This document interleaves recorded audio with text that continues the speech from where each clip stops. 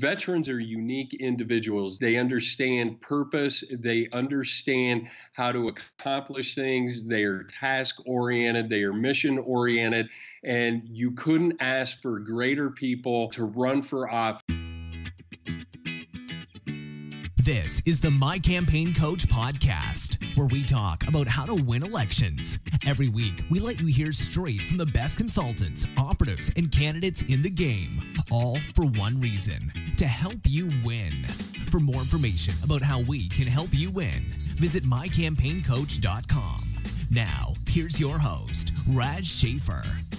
Welcome to the How to Run for Office podcast from My Campaign Coach. This week I get to talk to a friend of mine named Tom Lucero, who has a huge amount of background in political consultation, small business and entrepreneurship, working campaigns all over the place, as well as doing software and database businesses. He's even spent 3 years on the radio in Northern Colorado, so he has more time behind the microphone than I do. Today we're going to be talking about a lot of cool stuff that we normally talk about from the campaign and political background side, but we're also going to get the chance to talk about a subject that's near and dear to both Tom and my hearts, and that is veterans, specifically how we get veterans more involved in politics. I'm a big fan of seeing more veterans coming home and getting involved in the politics of their states, municipalities, and country. And I believe that we need more running for office, and we need more that are registering to vote and just getting involved somehow. And Tom is doing some great work on that front that we're partnering in and kind of as strategic partners in some of this work. So without further ado, Tom, welcome to the podcast. Glad to be with you. Well, it's a pleasure to have you on. And let's start out, before we get to talking about the great work you're doing, helping support veterans, let's talk a little more about your story and what you've been involved in. Where do you want to start? Do you want to start in 1974 when I spent my formative years not watching cartoons, but watching the Watergate hearings? I do. Much like myself, you never had a chance. You got indoctrinated early. We'll kind of hit 2 times speed going through some of those early years. But give us the rough breakdown. Where'd you come from? How'd you get involved in politics? And then eventually that kind of started to take on a much bigger role in your life. So let's kind of go through some of that history. Well, it's interesting, Raz. Grew up in a very political family in the Denver metro area. My family had been involved in politics way back when my great-grandfather headed up the Democrat Party in northern New Mexico, instilled that sense of get involved with all of his kids. When my grandmother came up to Denver, she got involved. So it's in my blood. It's a passion, always has been. And I am considered one of the few black sheep of the family because everybody is politically active in my family, and they're all Democrats with the exception of a handful of us who are Republicans. And so it's been great. I've always had support from my family. I support them. Even when I ran for office, I always got campaign contributions from Democrats, and they were always my family members.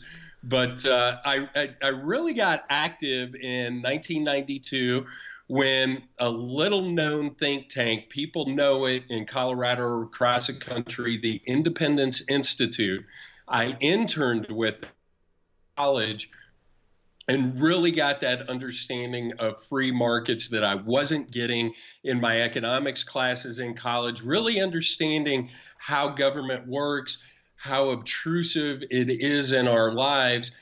And I got involved with them in a statewide ballot initiative. And I thought, here are these group of activists who were making a difference. I might actually want to do this or be involved some way, somehow for the rest of my life. And that's really where my activism started in 1992. That's pretty cool. So you got involved there on the local side with the ballot initiative with the Independence Institute. And then kind of what was next for you? It obviously sparked a real love of politics and getting involved in these trench warfare battles. But where'd it go from there?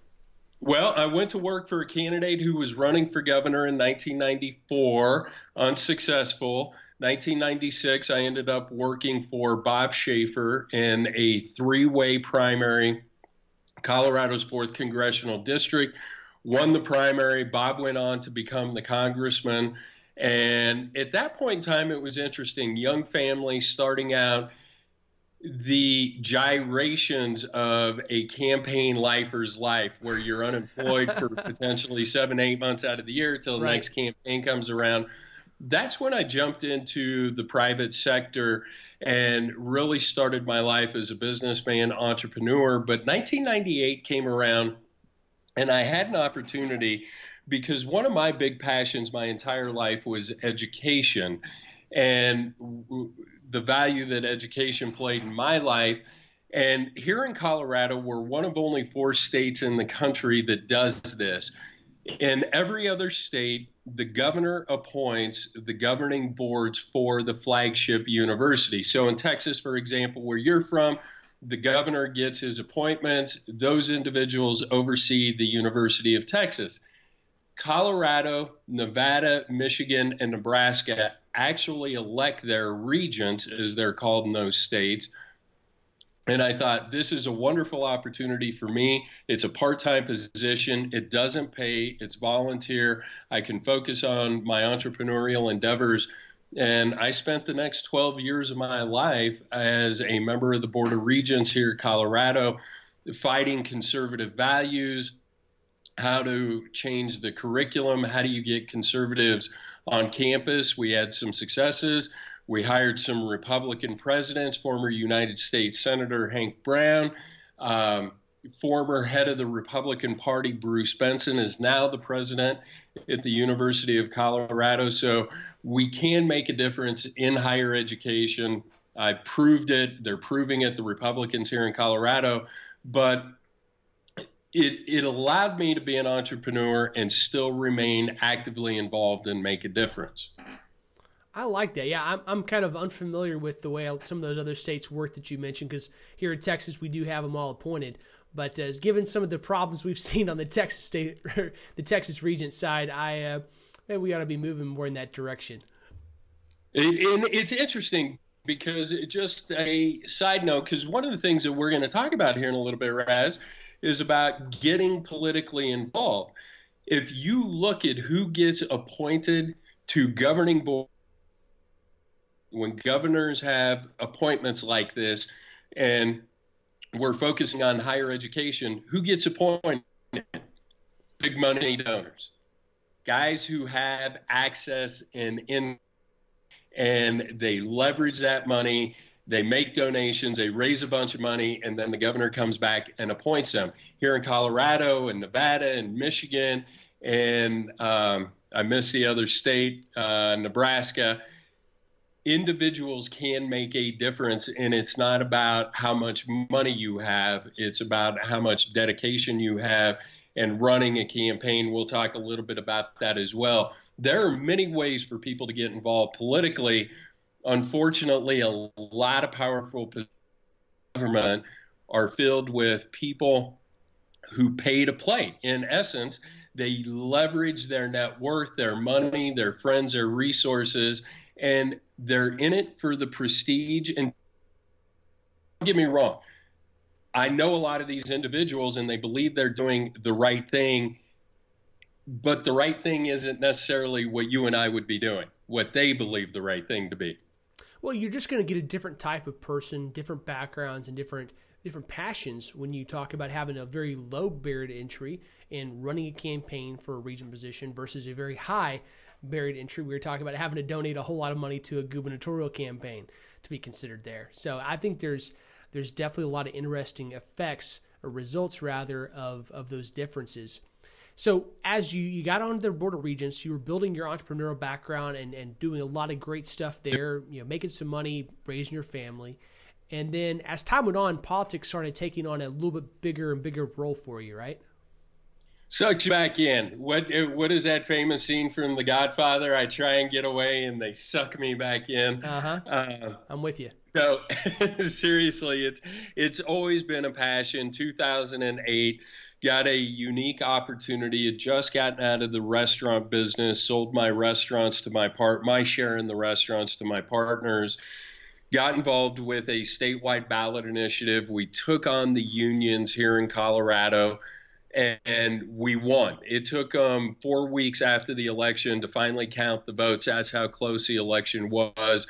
Eventually, we got shot down in the Supreme Court, which led to an entrepreneurial endeavor, software database related, trying to bring political campaigns into the new era. In fact, actually, I think I've told you a story before. Back in 1996, so boots on the ground, actually working in campaign, I went 12 years from 96 to 08. And in 96, we didn't even use email.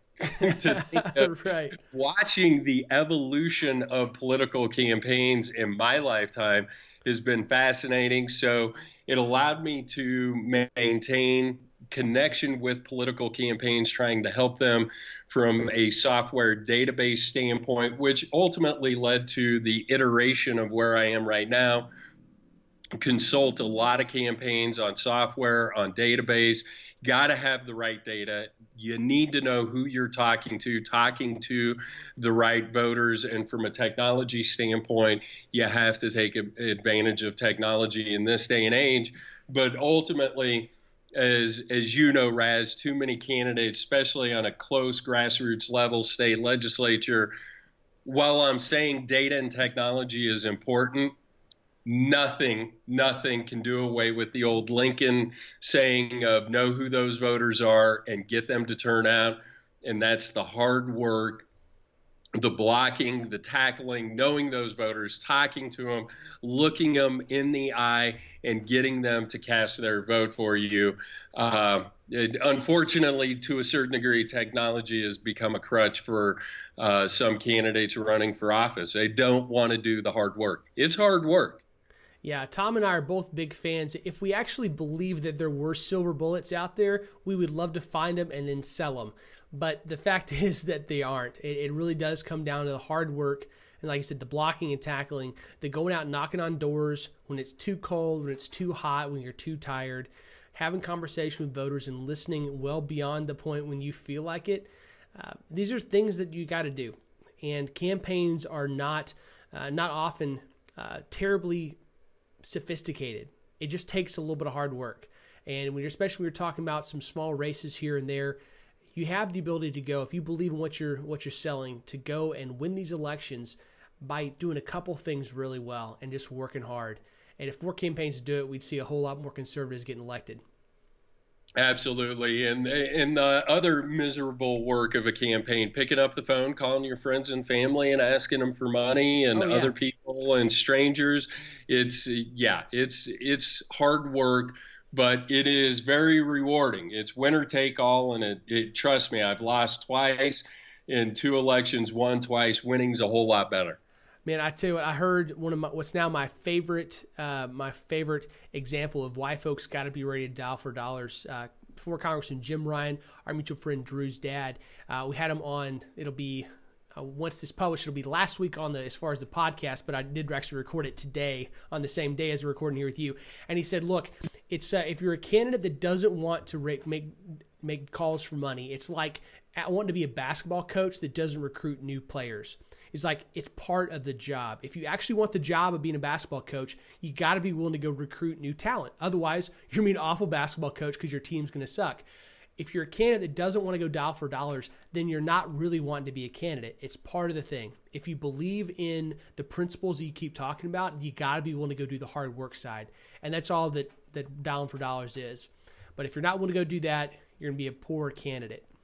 Absolutely. And I'll tell you what, one last story, and this is kind of segueing to where we're eventually headed here, Raz. So at the end of 15, my state legislative seat came open. It was going to be an open seat, and I decided one last swan song, I'm going to run for the state legislature here in Colorado, and dedicated the next 6-7 months of my life.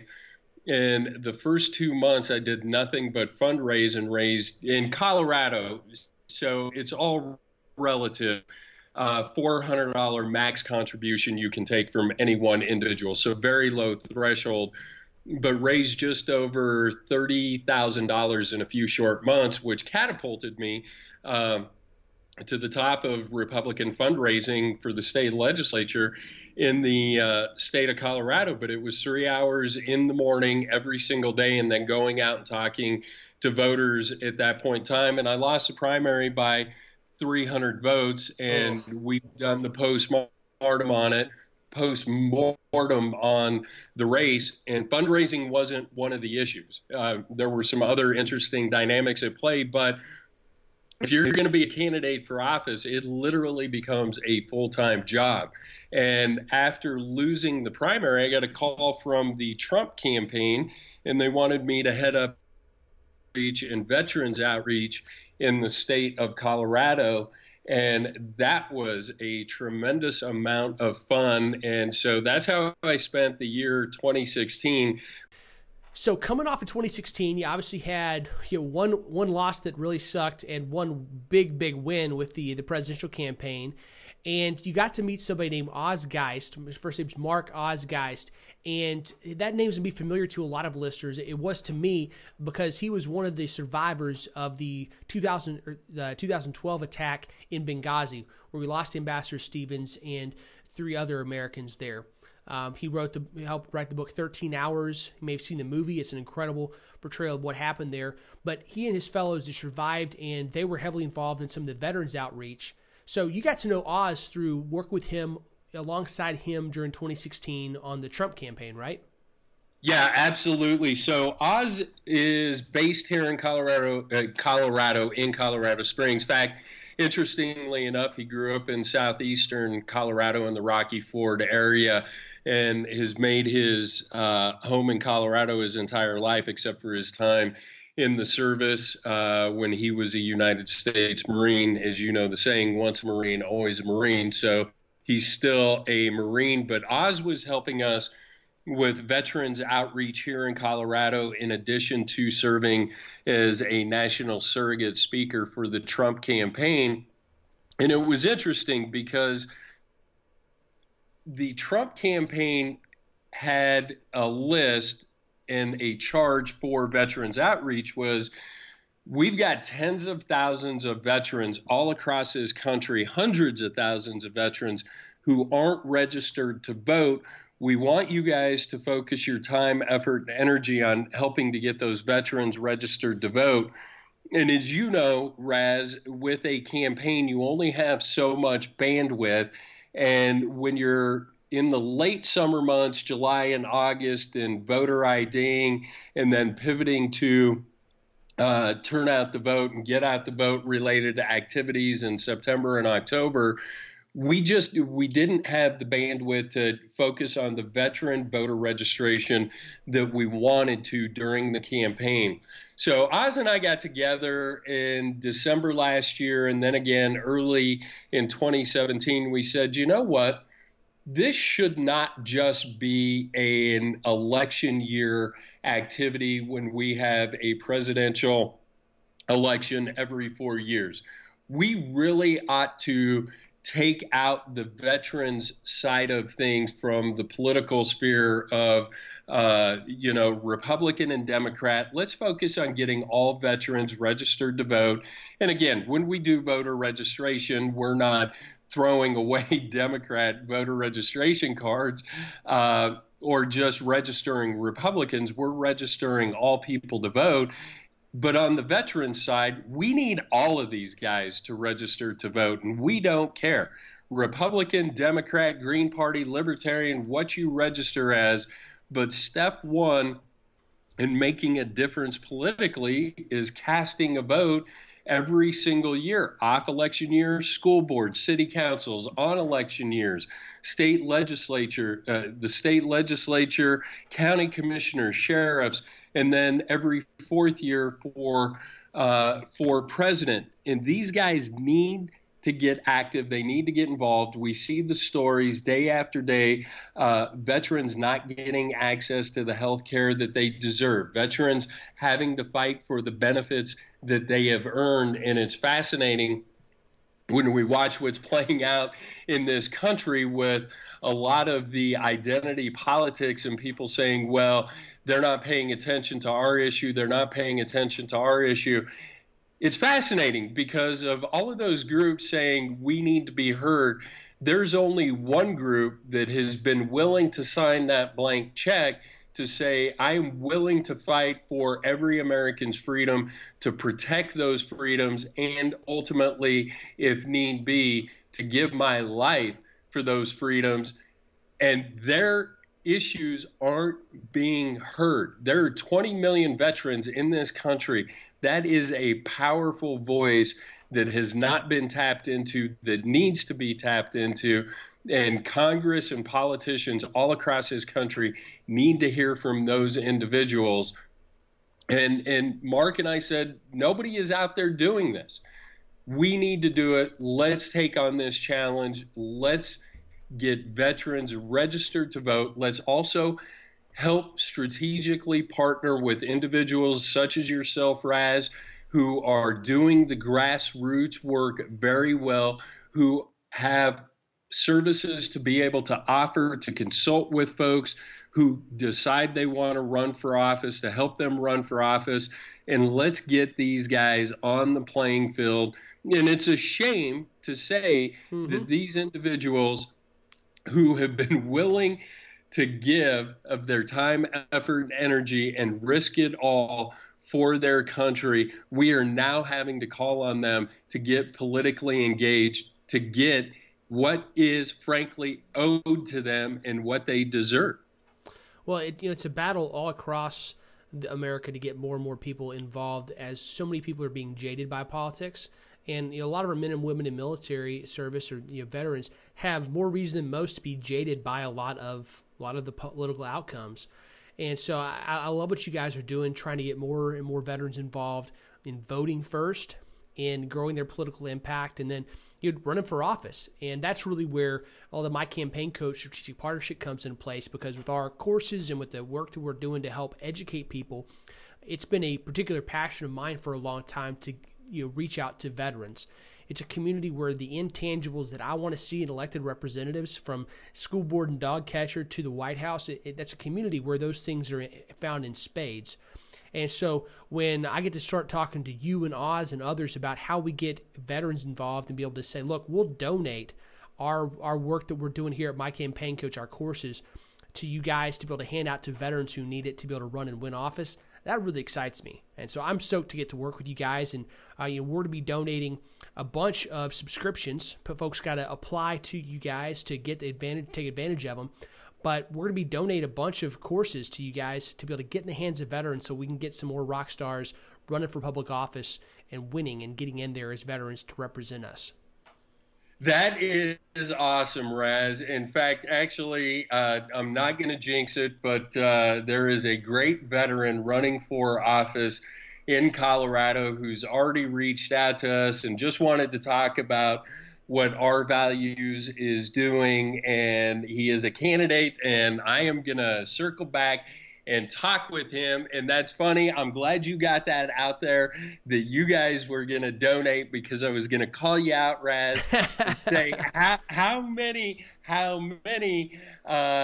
services is My Campaign Coach going to provide to veterans?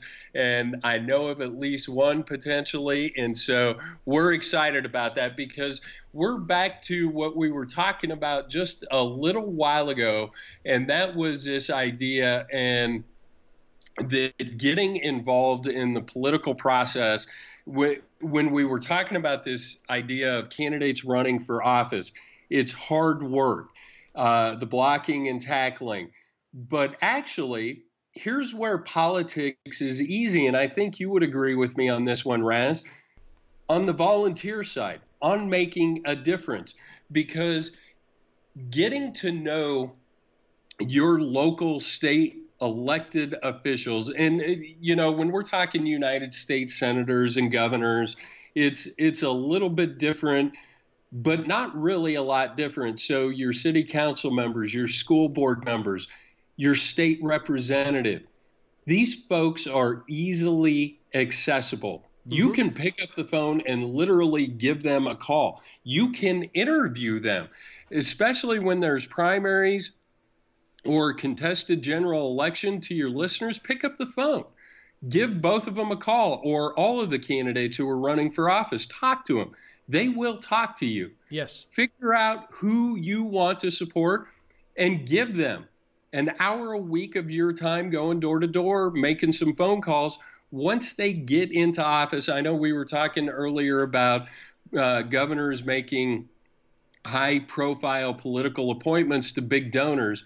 At the local level, a $10 contribution and an hour a week of volunteer time will get you the ear of your local elected officials, and you can make a huge difference and a huge impact doing that. Well, and one of the cool things is, a lot of our, most of our listeners are people that are wanting to run for office or are currently, and there's few things that can help you more in your eventual run, whatever that may be, than exhibiting a servant's heart and stepping up to help strong conservatives in their election. We've talked to a bunch of people, a lot of the candidates that we've interviewed on here, that's exactly been their story. Looking at folks like Connie Burton, a state senator here, my state senator, her background, she helped for years in the trenches politically, helping elect people like Ted Cruz and Matt Rinaldi and a bunch of great rock stars here in Texas with no idea she would ever run herself. But the result of her having been in the trenches with these men and women for a long time was that, one, she knew a whole lot about campaigns because she lived it alongside these folks and got to see the mistakes and the wins up close. And then from there, she was able to also leverage a lot of favors that people had. They knew that she had helped them in their elections, and they wanted to return the favor when she ran. And so getting out there and working hard in the trenches is just good. It's good politics as well as a good way to build good relationships.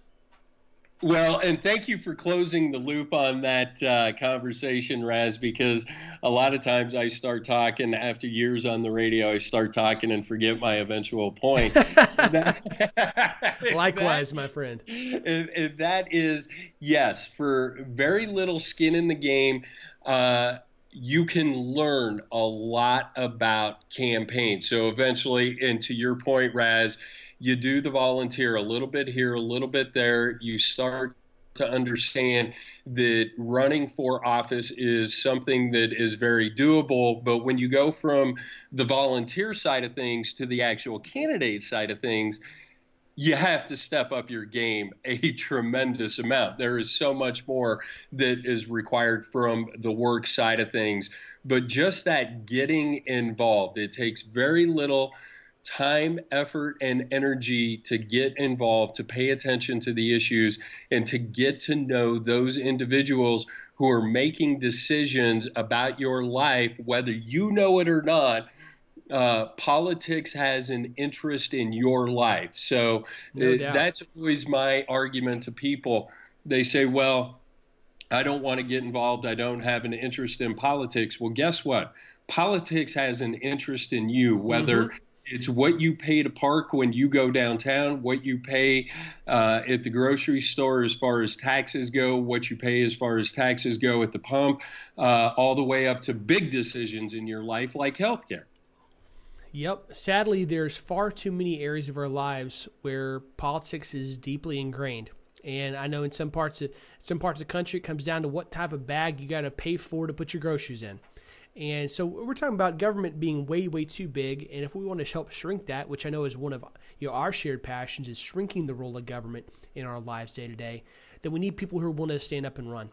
And we're obviously here to help make that happen. And now we're getting to work with the guys over at Our Values, Oz and Tom, to help prepare more candidates that are veterans in order to step up and step into the ring in a new way. That are looking for a second service opportunity. So before we go on to the campaign advice side, I'll just tell folks, look, if you're specifically a veteran or if you know veterans, make sure they go to our-values.com and check out what Tom and Oz are doing, because we need to be helping register more vets. And my campaign coach is going to be helping by donating. I think we're going to start out donating about $15,000 worth of courses to you guys, and helping to try to get some good people taking those courses and running for office this next cycle. That is awesome, Raz. Can't thank you enough for that, my campaign coach. And like I said, we're just getting started. We're just getting off the ground. But you know how this works, Raz. You come across people who are passionate, who want to make a difference, especially veterans, and that's unique. And you and I have talked about this before. Veterans are unique individuals. They get They understand purpose. They understand how to accomplish things. They are task-oriented. They are mission-oriented. And you couldn't ask for greater people to run for office. Service is obviously in their heart. Nobody registers or nobody enlists in the military to get rich. I've got my oldest son is a Marine right now. If I told you what he got paid, and I know you know what they get paid, Yeah. And Not most much. Americans don't.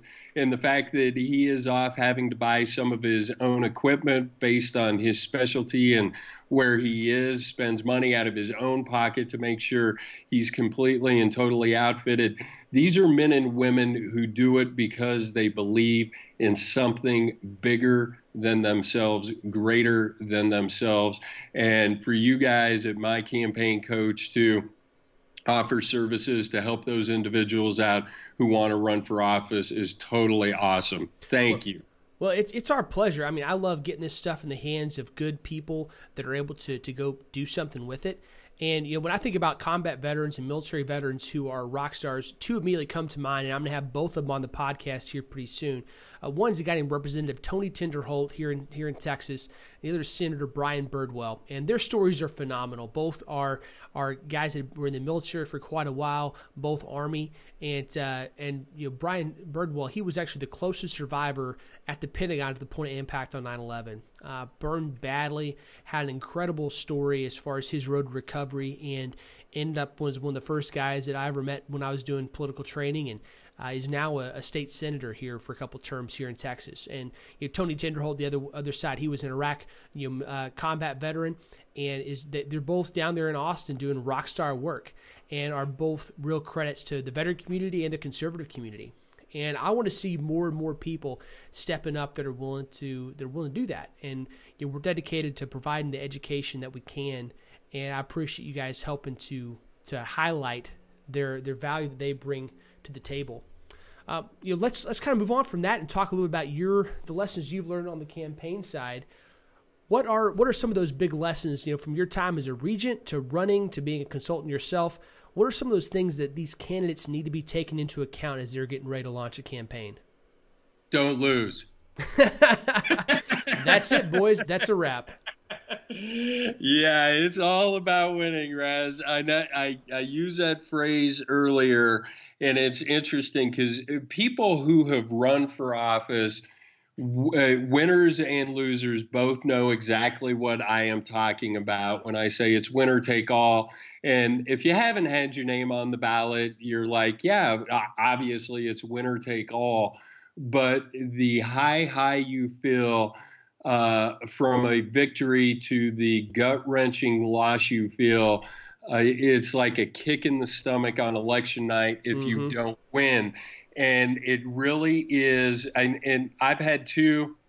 I'm not even going to talk about my wins for the Board of Regents. But in 2010, when I ran for Congress, I did not realize and going back to your conversation that you were referencing a little bit a few minutes ago with former Congressman Jim Ryan, Drew Ryan, Ned Ryan, their dad, good friends to you and me both, the fundraising side of it. And it was just candidates will find anything and everything to distract themselves from running a campaign or from fundraising. What are you doing this morning? Well, I'm on Twitter because I can reach, so many more people on Twitter, but we don't have the funds to run the campaign. So don't get me wrong. You can win campaigns without as many dollars as your opponent, but typically the Eric Cantors of the world will more often than not win. Insurgent campaigns do win, and they are successful, and you do see grassroots movements like that. But the reality of it is 95% of campaigns across this country, dollars matter. They're important. When we say blocking and tackling, we're talking about picking up the phone in the morning, depending on what your budget is.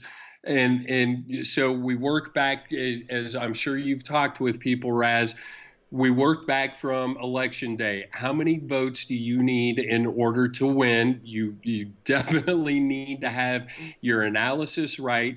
You're not just making stuff up. That's when I know a candidate is serious, when I ask them, how many votes do you need in order to win, whether it's primary, whether it's general election, and then start analyzing their budget backwards for voter contact, direct mail, so again, depending on the size of the race, where the race is, all the way back to from the day you announce. And so maybe you need 10,000 votes to win and your budget is $50,000 and you've got a 6-month window.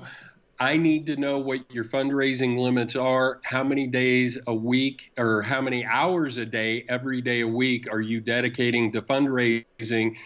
And at that point, we know whether or not a person has a realistic idea of what it is going to take, because you can't go out there and not have a way to communicate to the voters. So in 2010, I was that distracted candidate. I had worked with them before, always disliked working with them because it was always a question every month whether or not staff would get paid, whether we'd be able to send out our direct mail. But I allowed myself to fall into that trap.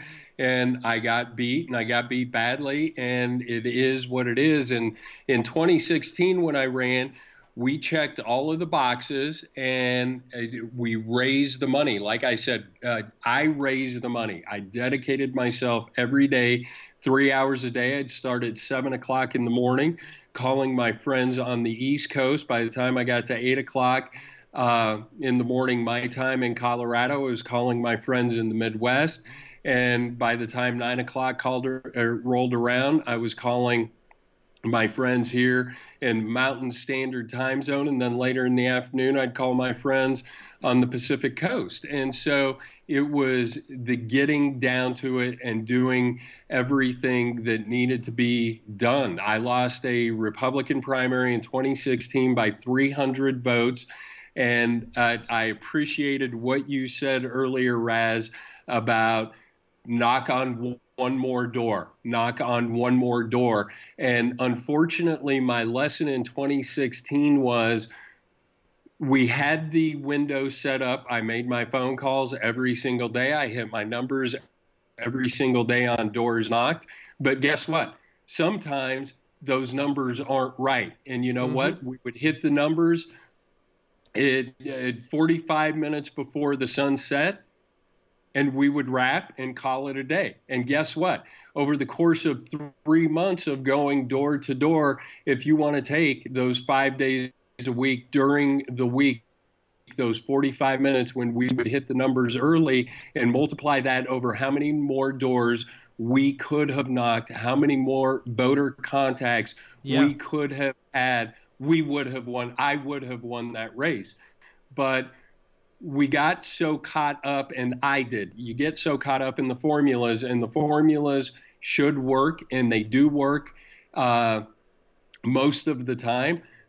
But guess what? Doing that little bit extra. So it was kind of I know you meant it as a general comment, Raz, when you were talking about knocking one more door, but it was a bit of a stinging rebuke of me. And I take ownership of that. I have to take ownership of it.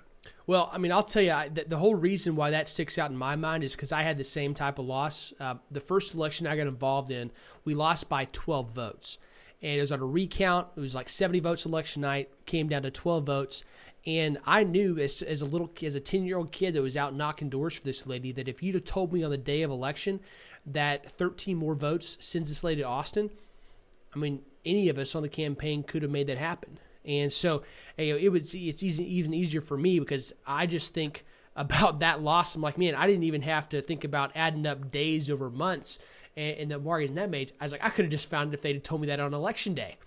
And that stuck with me. That's one of those things where every election cycle, man, my goal is always in that short window of time between the polls closing and the early votes starting to come in, I want to be able to stop back from whatever polling location I'm coming back in, sunburned and sweaty and dirty from, stop at a gas station, wash my face, and look in the mirror and just be like, you know what, I did everything I could. And that's the only way that I'm going to be able to sleep well at night, is if I know that I can say the affirmative answer to that. And that's the only way you can sleep well with a loss, in my experience, because there's two types of loss. There's the one you could have stopped, and there's the one you had no way of stopping. And in cases like the one with my first election with Becky, I know I could have stopped that. And so that's what has really fueled me a lot moving forward to politics. It's not one that know that I could have done something different. And those are the ones that really stayed. Well, yeah, and that's just it. And so and you've done this, Raz, we all do. We put campaign plans together, and we put realistic benchmarks in there to measure candidates. And I fell into that trap. I hit every benchmark, but guess what? Maybe the benchmarks weren't high enough, and they should have been higher. And so that's a lesson that I took away from it.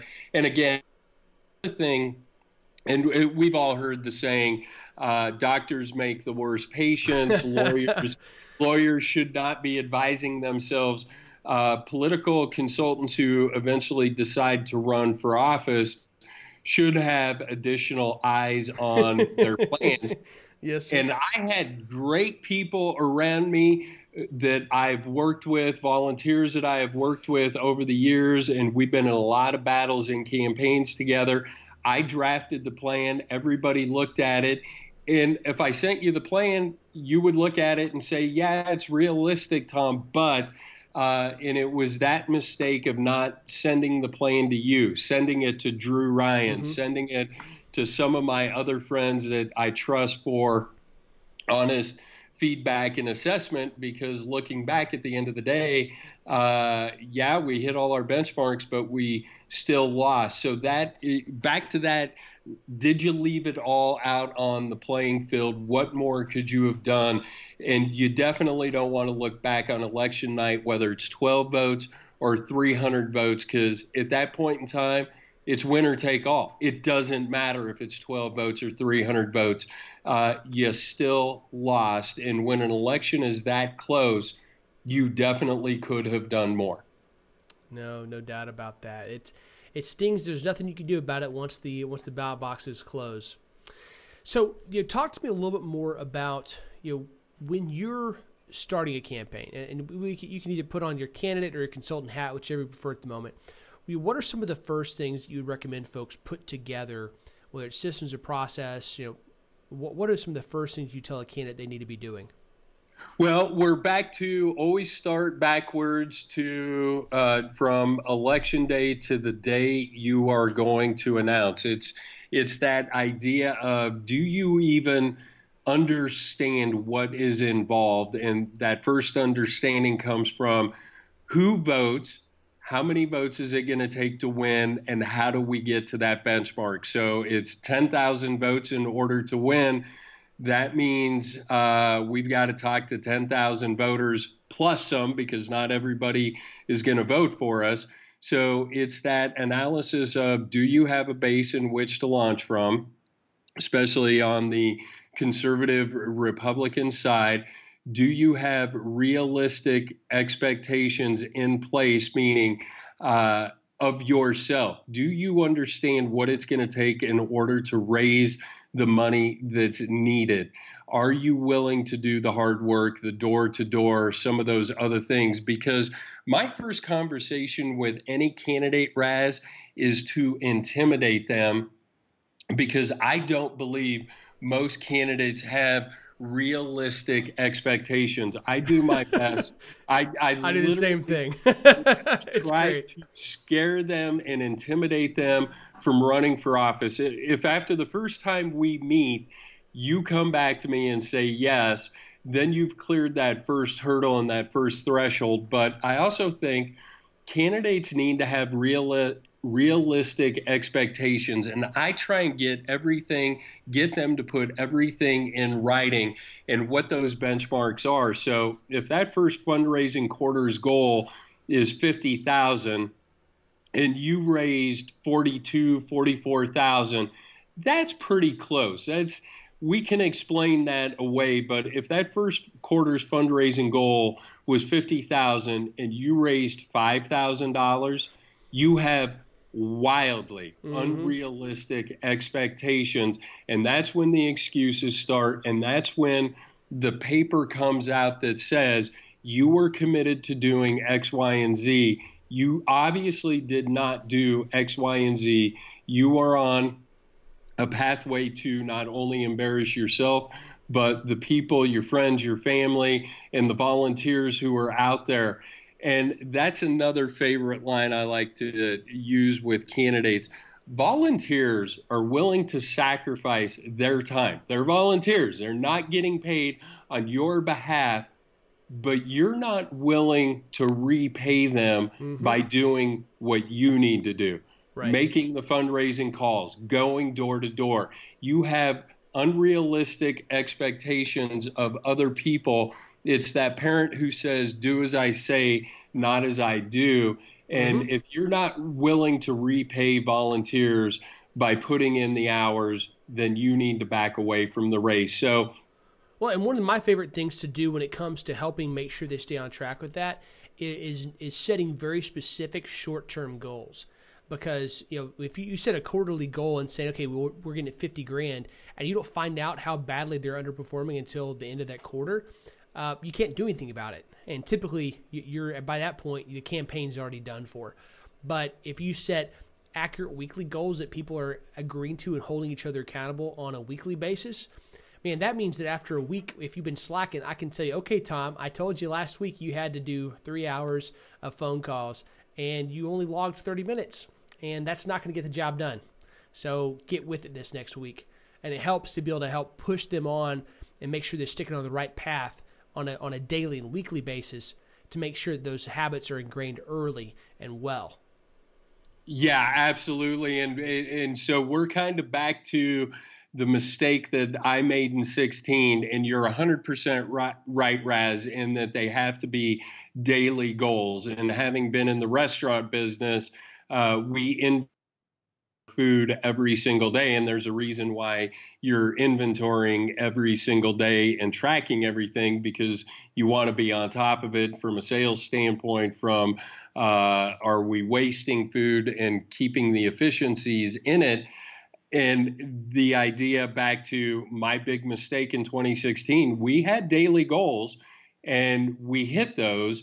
And so it's that extra 45 minutes that we didn't put in. So it's that healthy balance of, yes, you can have those daily goals in place, but candidates need to dig a little bit deeper than they think they can go. But the one you just highlighted, the one who's got the goal of 3 hours a week of making phone calls and hits 30 minutes, has unrealistic goals. And by the same token, the guy who hits his 3 hours of calls on Monday before 10 a.m. and then shuts it down until the next Monday, it's time to reevaluate him, because that's obviously a guy with fire in the belly, or a lady with fire in the belly, that needs to be unleashed and pointed in the right direction. Well, I think that's a really good mistake to get to point out here. I'm very sorry you discovered it, but it's a really valuable one for our listeners to hear, because frankly, that's not one that comes up very often. It's not very often that you have the candidate that's going to knock out those metrics early and have more time at the end, because this wasn't because you set low benchmarks or unrealistically low benchmarks that you could just easily hit and jump over. You were working your butt off, and it just turned out that you needed to work a little bit harder and turn that time into actual campaign contacts. So, it's a difficult problem to find yourself in, because it requires you to be doing a whole lot of work, but it's tragic because of the end result there.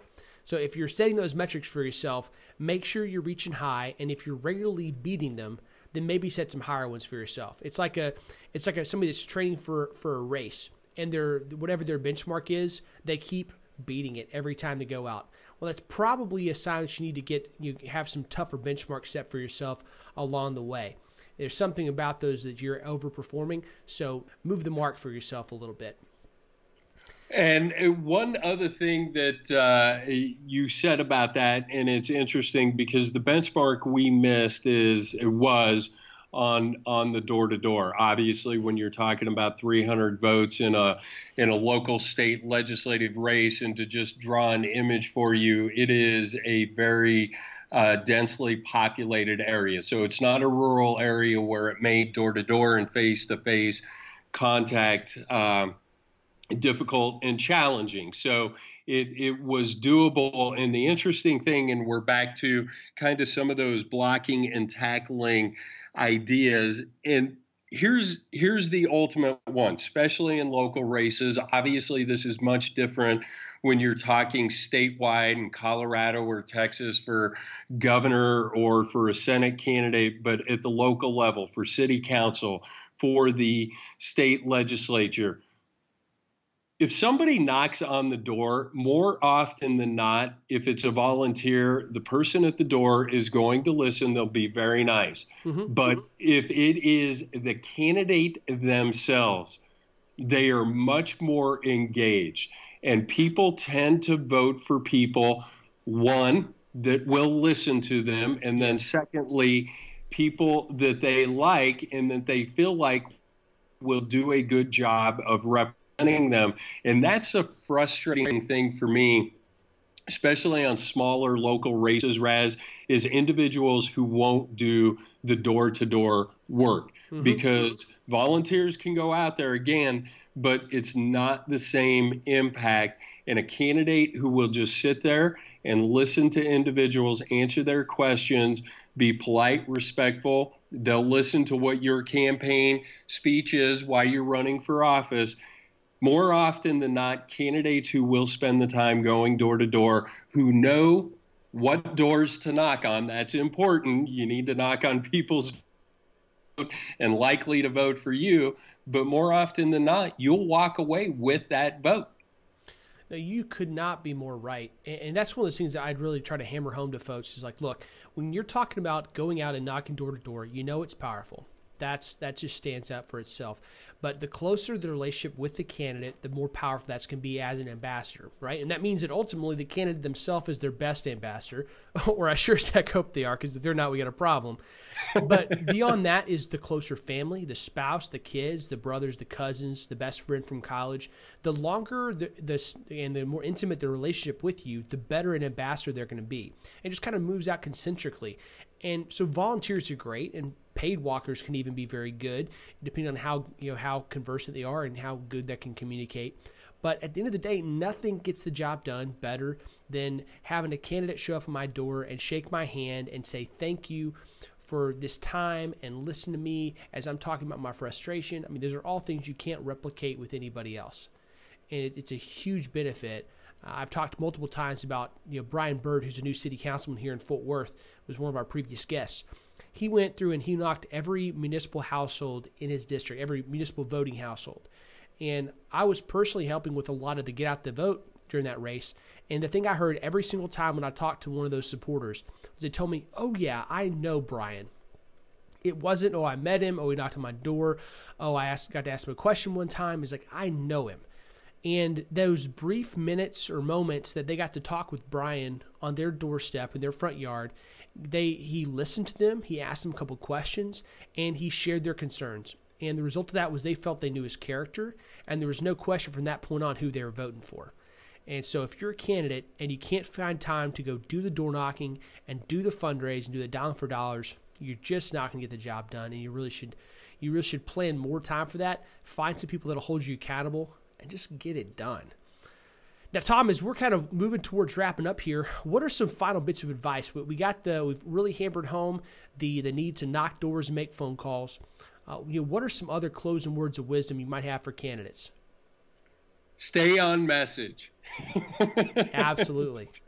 Stay on message. It is So easy. I can't believe, and I can't pronounce his name. I never can pronounce his name. It was just shocking to me. Trump's second communications guy after Spicer, the Mooch, when he said you can't trust reporters. And I'm like, well, yeah, that's campaign 101. That goes, I learned that lesson back in 1992. But you know what? When I say stay on message and you can't trust reporters, for the most part, reporters are just doing a job, especially at a local level. They're good people, well-intentioned. And I don't know what it's like in Texas, but here in Colorado, because traditional print media is dying, you have a lot of young folks coming in just fresh out of college, and they are struggling to get the right questions out in a lot of cases. And so when I say stay on message, my big point to candidates is you don't have to answer the question that is asked. You answer the question that you want asked. You are responsible for the message. Now, when you get a little bit more seasoned political reporter, they will attempt to, and it will come across as if they are befriending you. They are very friendly. They're asking about the family, the kids, everything else, conversation, and that's how they lull you to sleep. And then they casually introduce politics into the equation, and now all of a sudden you're just blathering and talking, and you're not on message, and you're not controlling the narrative. Reporters don't have that much space in the article, and if you're not concise and on message and repeating the same message over and over again, they'll take what they want out of a conversation, and it's not necessarily what you want in the paper or online. Nope, you're 100% right. It's the reporter's job to get information to put online. It's your job to make sure that what they get from you is what you want to be published. And if you're not being repetitive, if you're not thinking in advance about what you want to say, then it's gonna be a whiff, and worse, it may cause some significant harm to the campaign. For more information on that, you can go back and listen to the Alice Stewart episode. She does work with CNN. She was Senator Cruz's communications director, press secretary for a while. Has some awesome insight as far as how to do a lot of dealing with the media. But Tom, it's a very good point. Stay on message. Where can folks go to find out more about you and our values and what you and Oz Geist are doing together to help veterans?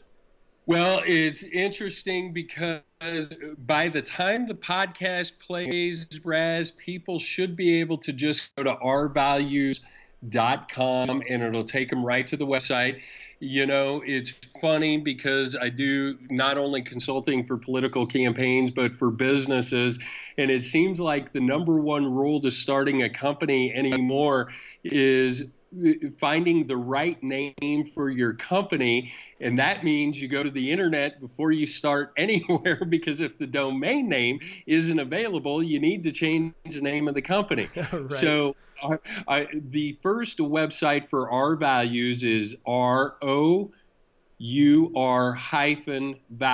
VALUES.com.